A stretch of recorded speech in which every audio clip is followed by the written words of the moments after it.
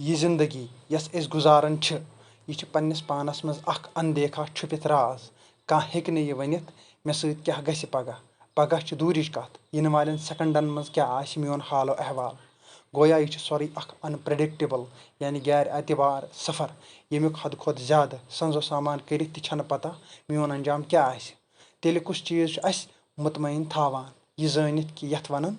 सामान सौ बरस कहे पल की खबर नहीं अथ गाव किस यकीनस वनन तवक्कल यानी भरोस आसुन तथ जातस पे युस हर चीजस पे कादिर आसि युस वनि कुन ति चीजस गस सु गसि यह तवक्कल छ त्यूता अहम यह जिंदगी सान अहम छ तवक्कल वराई छ जिंदगी बेसकून बेतरतीब तो परेशानी लत आसन मिसालन अगर कंस उम्र हिंद मुश्किल दोह आसन चलन अगर न तमिस तवक्कल आसि कि मुश्किल पत आसानी तम सं जिंदगी आसि मौत खुद बदतर सह लभ जह सकून इंसान त्रवित जानवर छ असल तवक्कल करन रब सन्दिस जातस पे